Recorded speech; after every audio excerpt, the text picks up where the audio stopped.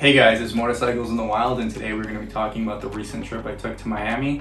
I know the weather's warming up and we all want to get out of the house. This is a trip you can take when it's cold. This is a trip you can take when it's warm. Personally, I took the trip when it was cold outside because I'm not a big fan of humidity, and I know Florida is extremely humid in the summer and everything like that. This is definitely a trip for people who are in the north. It's a great excuse to get down south, ride the motorcycles in the winter. We were in Miami for about 2 days. In Miami, I went on the app Rideshare, and I rented a 2007 Heritage Classic. This is a bike I would not recommend to beginners just because it's like 850 pounds. There's a bunch of different bikes on the app. You can get new bikes, you can get used bikes, you can get smaller bikes, big bikes, everything like that, cruisers, sport bikes, everything. I wanted a bike that kind of resembled Miami and everything like that. So I picked the 2007 Heritage Classic. It has white walls, it's got fishtails and everything like that. Too bad it didn't have the colors I wanted. I got it in like a black cherry metal flake. So in some of the pictures and some of the videos, if the sun's hitting it at the right angle, you can kind of see that metal flake in the red. It's a little darker, but it's a great color. I really wanted some of those colors from the 90s where it's like a teal green or like a teal blue, or even like a bright purple with the white walls. I think that would have really resembled Miami and everything like that. This is a definite trip that I would recommend to anybody in the United States. It's a very unique area, southern Florida.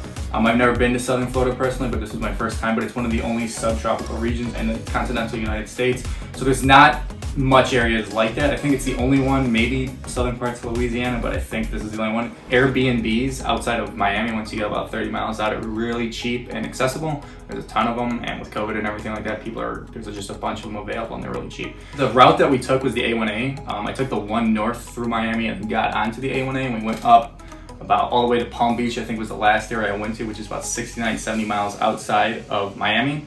Total distance on the trip was about 150 miles up and down, but we did over 400 miles going back and forth between different places on that route.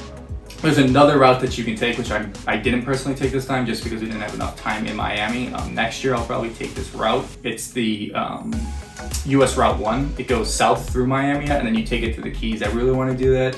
I've heard it's got unreal views. It's got better views than this other route through the A1A and everything like that, but I really want to take that, and next year I'll hopefully be lucky enough to take that and film it for you guys.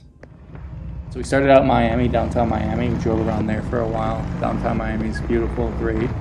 And then we made our way out to Coral Gables. Coral Gables is, I believe, 1880s to 1920s Miami. A lot of old mansions, a lot of great scenery, I don't know what kind of trees there, but they hug over the road. So you have these canopy views when you drive throughout the old neighborhoods of these nice old 20s mansions and stuff like that. It's a great sightseeing area. From there, we went to Coconut Grove. Coconut Grove is a great area as well. I think it's the oldest neighborhood in downtown Miami. Great scenic areas, as you can see in one of the videos that I took. We're outside of this old Spanish-styled wall and huge Spanish-styled building. A lot of those in that area, a lot of huge coconut trees that are old. And the roads and everything there are really windy and cool and small. You can go through the neighborhoods and it's just these old 1880s sheds basically, and kind of cabins and stuff like that. And just the whole area looks really nice. From there, we went to Little Havana, which is known for its Cuban influence. It's where a lot of Cuban immigrants came in the 50s and 60s and stayed out there. It's known for its rum, cigars, hand-rolling cigars, There's a lot of Cuban vibes there, a lot of Cuban things going on there. Everything was in Spanish. Food was delicious. Great area, great time. You should definitely stop there if you're going to take this trip.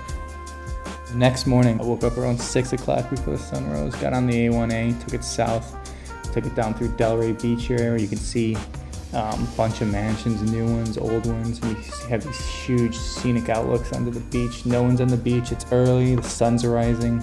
You basically got 69, 70 miles before you hit Miami, so you can just take it all the way down. It's just a two-way highway, 35 miles an hour, which is great. You can go as fast as you want, there's no cops, nobody's gonna pull you over, everybody's relaxed. It's Christmas time, that's when I took this trip, so nobody's out, everybody's still celebrating New Year's, Christmas. So it was just a great part of the trip. And day 2, we went to the Palm Beach area, which is east of West Palm Beach. If you go south, you hit Delray Beach, you hit Fort Lauderdale, you hit Boca Raton. It was very fun to go there. A lot of Spanish theme, a lot of old buildings. The downtown area is really nice. It's just it's just a 2-lane road. I think it's about probably 18 to 20 miles, that area. It's cheap. Everywhere you go is pretty cheap. It's cheap if you stay up in the Lake Worth, Palm Beach area for a couple of days. I'm just really excited to see these sights, get around the area, go down through the downtowns of these towns, just shoot around on the bike.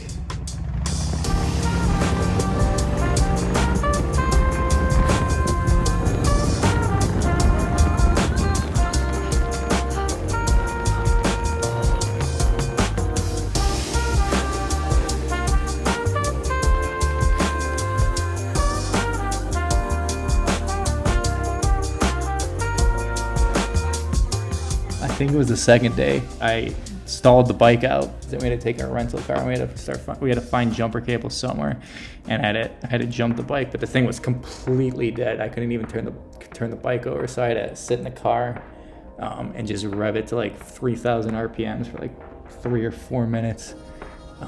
And after like 10 minutes, I was finally able to get the bike started. Too bad it wasn't carbureted, because if it was carbureted, we were on it. Basically, we had like the one hill in the whole neighborhood. So I could have just rolled it up the hill.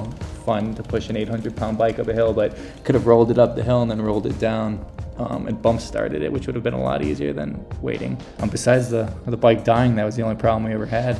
All the people were like, oh, Miami's a zoo with driving and people cutting you off and everything like that. Maybe I was just lucky when I was there. It's winter, not many people are out. It's basically spring weather for us from Chicago up north. It was 75 degrees, 70 degrees the whole time, so maybe we just got lucky. I would definitely rate this trip's overall experience as a 9 out of 10, just because I can't say 10 out of 10, I wasn't blown out of my mind, but I definitely rate this 9 out of 10 for cruising. I mean, it's not the tail of the dragon, there's not like 380 turns in 11 miles, it's not a road like that. It's not something that you can just test your boundaries and turning and everything like that and your skill.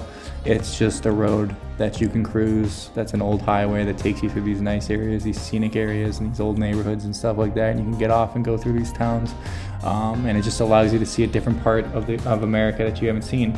And there's not, besides southern Florida, I don't think much of the United States is like that, besides maybe New Orleans and stuff like that. So it's a great area. I definitely recommend it for beginners, intermediate people who just want to take a nice cruising trip through some tropical areas, through some old places, see some smaller roads, these little towns and stuff like that. Great trip overall though. Well, that's it, guys. Like, click, and subscribe. We're going to be having some other videos come up, bike reviews. We're going to have a negotiation, the video coming up, and bikes that we recommend video coming up as well. So like and subscribe if you guys want to continue seeing some videos.